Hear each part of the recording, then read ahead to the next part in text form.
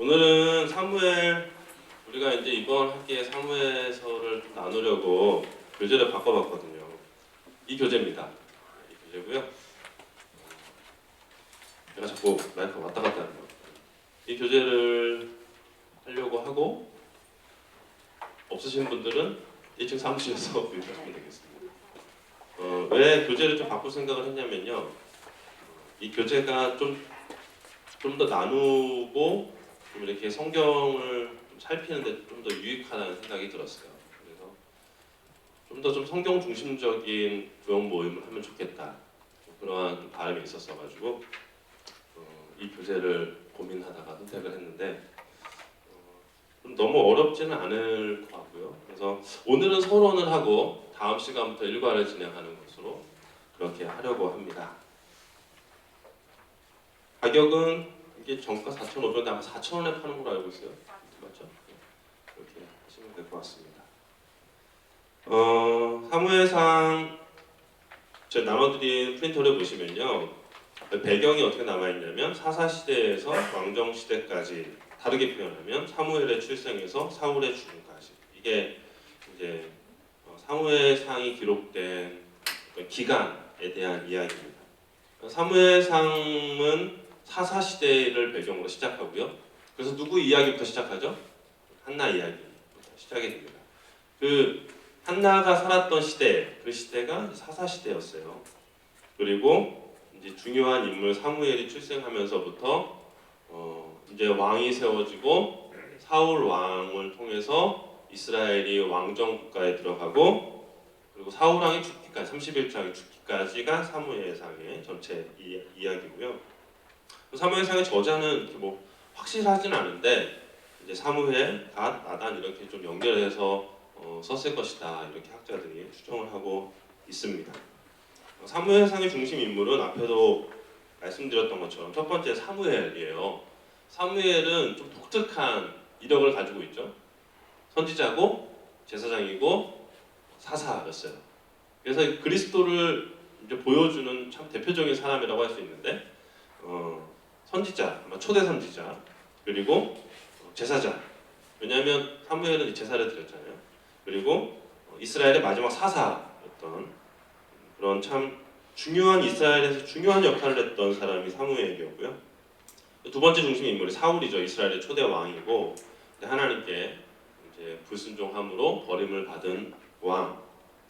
그리고 세 번째 인물이 다윗입니다. 사울을 패하시고 하나님이 다윗을 기름 부어서 세우시고. 근데 이제 사무엘상 안에서는 다윗이 왕으로 이제 세워지는 것까지 나오진 않아요. 도망다니고 쫓기고 고난의 세월을 지내다가 이제 그렇게 준비되어지는 과정에 다윗을 보여주고 있죠. 사무엘상의 주제가 좀 중요하다고 생각하는데요. 주제 하나님이 다스리신다. 같이 한번 해볼까요? 시작. 하나님이 다스리신다. 다음도요. 시작. 여호와가 이스라엘의 왕이시다. 이 사무엘상에 보면 이 왕이 굉장히 중요한 단어거든요.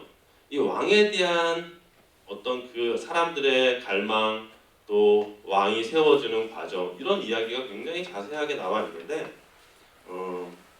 한번 잠깐 읽어볼까요? 사무엘상은 이스라엘 백성 중에 자라나는 왕에 대한 열망과 히브리 왕정의 시작을 소개하면서 이를 위해 활약한 다양한 개인들을 보여줍니다.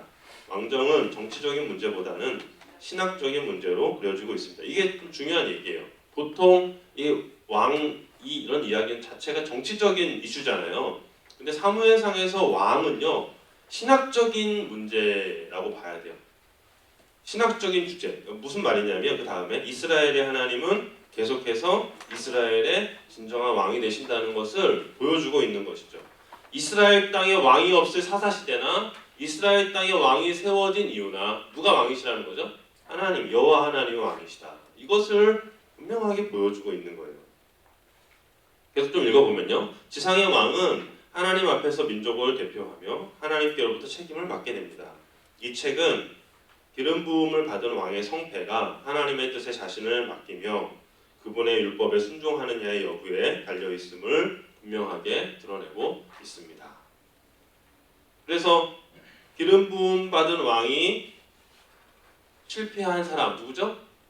사울이죠. 왜 실패했죠? 하나님의 뜻에 순종하지 않았기 때문에. 기름 부음 받은 왕이 성공한 사람 누구죠? 다윗이죠. 왜죠? 하나님의 말씀을 사랑하고 그 길을 갔기 때문에. 그겁니다. 그들의 자질이나 그들이 어떠한 사람이냐가 중요한 게 아니라 사무엘서 말씀에서는 그들이 왜 하나님 앞에 귀하게 세워지느냐, 그 핵심이 뭐냐? 왜냐하면 하나님이 왕이시기 때문이다. 이걸 보여주는 거예요. 뭐 마저 읽어보면요, 왕정을 소개하면서 사무엘상은 사울을 대신하기 위해서 하나님이 선택하신 이스라엘의 위대한 왕 다윗을 소개합니다.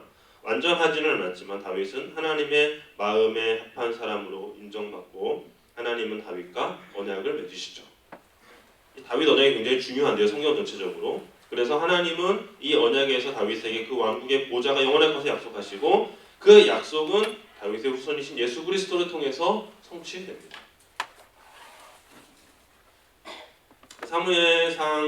사무엘서 전체의 주제가 뭐냐? 하나님이 이스라엘의 왕이다. 하나님 다스리시는 분이시다. 이것을 보여준다고 할 수 있고요.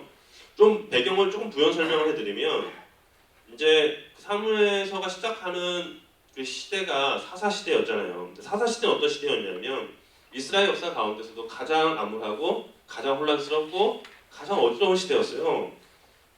세 가지로 한번 영역을 따져보면, 영토적으로 보면 이 영토가 국력이라 할 수 있잖아요. 이스라엘의 그 사사 시대의 영토 아주 축소되어서 하나님이 지파별로 나눠주셨잖아요. 다 까먹었어요.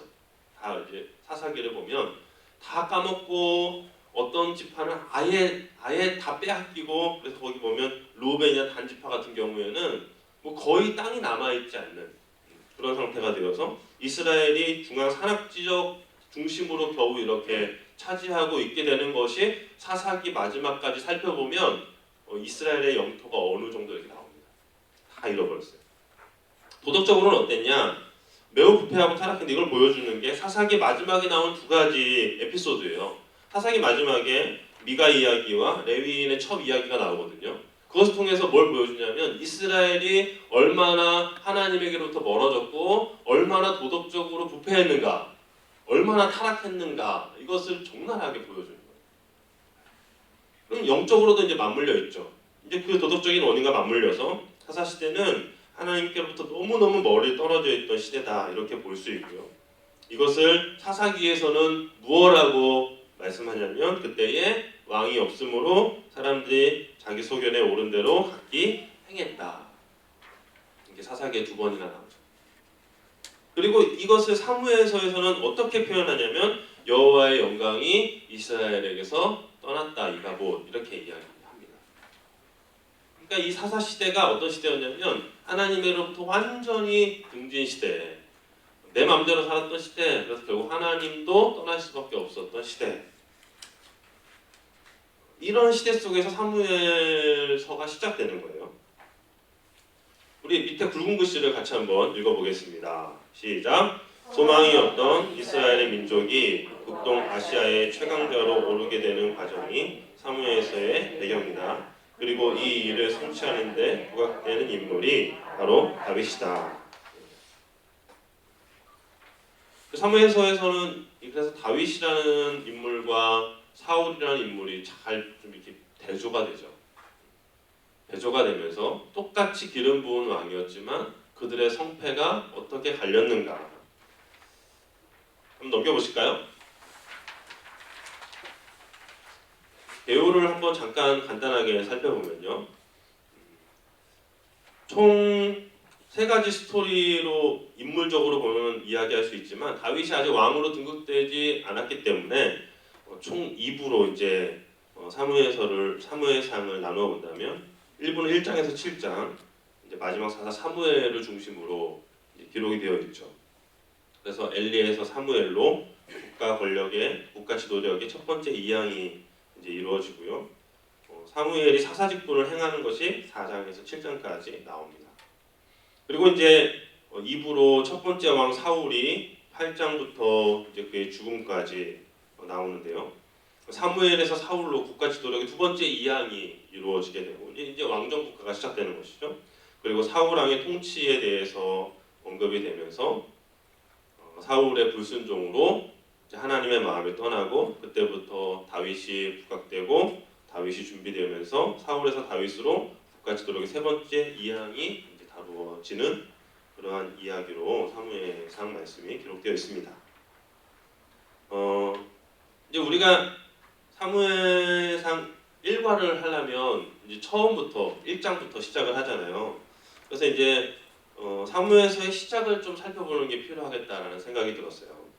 사무엘서는 이제 한 가정의 이야기로 시작을 합니다. 어떤 한 국가의 전체적인 이야기를 보여주면서 시작하는 게 아니라 한 가정의 이야기로 시작하는데 그 가정이 이제 한나 이야기가 담겨 있죠. 사무엘서 기자는요 한나를 통해서 이스라엘을 보여주고 있어요. 이게 무슨 말이냐? 첫 번째 불임에 대한 이야기가 이제 한나 이야기거든요. 당시에 이스라엘 사회 속에서 여자가 임신하지 못했다라는 것은 오늘날 우리가 생각하고 느끼는 것보다 훨씬 더 심각하고 훨씬 더 감당해야 될 것이 많은 그러한 시대였다는 것이죠. 불임 여성에게는 기대할 미래가 없었고요. 어떤 얻을 분깃도 없었어요. 그들이 감당해야 될 것은 오직 고통, 그리고 그들에게 있어서의 유일한 소망은 기다림이었다. 뭘 기다리는 거죠? 아들을 기다리는 거. 그거 외에는 다른 소망이 없었어요. 그런데 한나가 이것을 어떻게 헤쳐갔느냐, 이게 참 중요한 키포인트인데요. 한나는 문제 해결의 방법을 정확하게 알았고 그것을 올바르게 대처했어요. 이게 무슨 말이냐면 한나는 이 시대가 자기 소견에 오른 대로 살던 시대잖아요. 사람들이 자기가 생각할 때 좋은 방법을 찾고 자기가 무엇을 이루고자 하는 자기 마음대로 살았던 그 시대 속에서 한나는 그 사람들과 같이 그 길을 가지 않고 그 문제의 근원이 하나님께 있음을 알고 하나님께 나아가 기도함으로 제대로 길을 찾았다는 거죠. 그러니까 한나가 그 시대 속에서 굉장히 다르게 행동했던 사람이었고 그 한나의 기도를 통해서 받은 응답, 사무엘이죠. 그 한나의 기도를 통해서 받은 사무엘 응답을 통해서 어둠의 시대 한 줄기 빛이 이스라엘에 비추게 됩니다. 그러니까 이 한나가 고통 속에서 기도했던 이 이야기가 사무엘에서 새로운 시대를 여는 하나의 중요한 발단이 되었고요. 그 한나가 하나님 부르짖었던 기도, 하나님이 나의 도움이 되신다는 거죠. 하나님만 해결해 주실 수 있다는 거죠. 여러분 이게 비슷한 여인들의 성경에 몇몇 나오는데요. 그 임신하지 못했던 여자 중에 보면 이제 야곱의 아내였던 라헬이 있잖아요. 라헬이 처음에 임신을 못했죠. 레아만 계속 임신을 했고.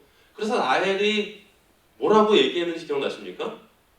야곱에게 나로 임신하게 해라 이렇게. 라헬은 그 불임의 원인을 남편에게 뒀어요.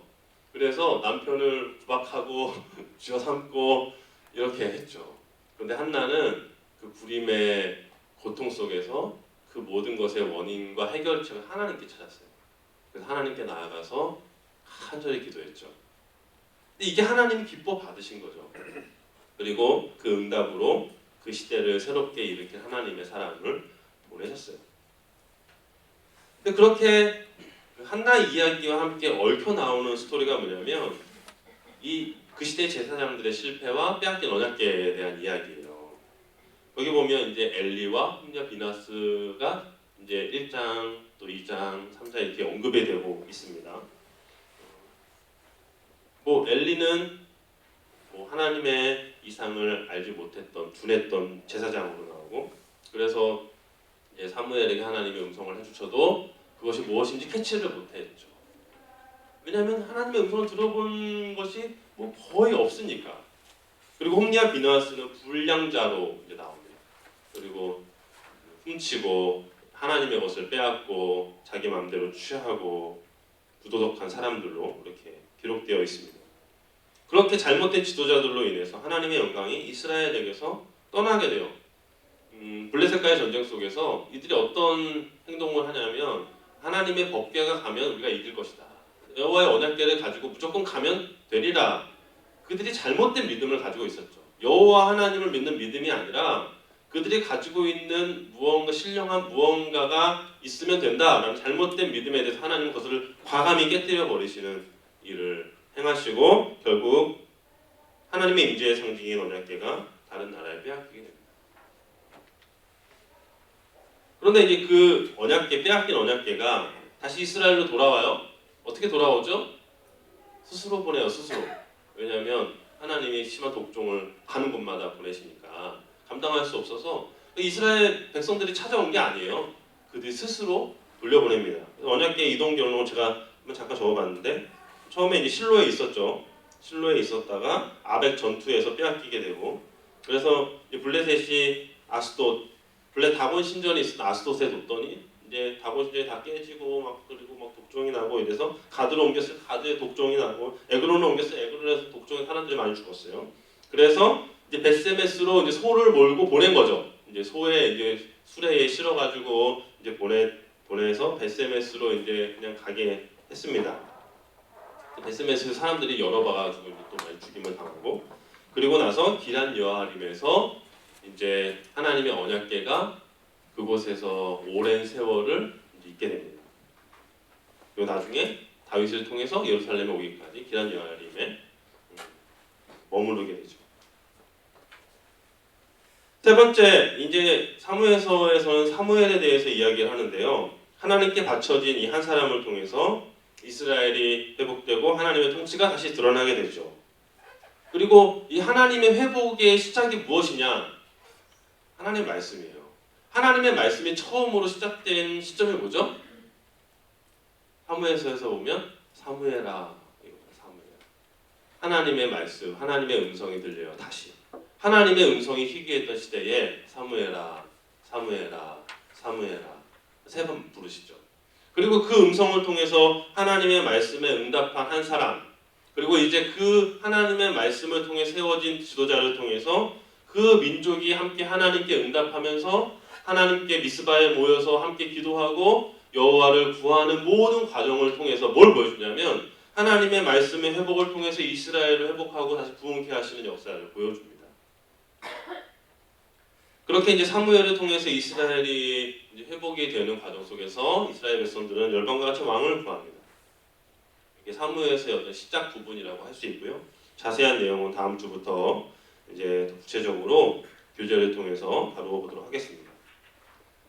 사무엘서의 마지막도 한번 살짝 언급하고 가면 좋겠는데요. 사무엘서 이 성경이 어떤 이야기로 끝나냐면 다윗의 인구조사 이야기로 마무리되거든요. 사무엘하 24장인가요? 아무 그런 걸로 알고 있는데 이 과정에서 다윗은 하나님께 한나처럼 간구하고 하나님의 은혜를 구합니다. 다윗은 자신이 실수했던 것, 자신이 잘못 판단했던 것에 대해서 하나님께 엎드려서 간절히 기도하면서 하나님의 은혜를 구해요. 이걸 통해서 뭘 얘기하냐?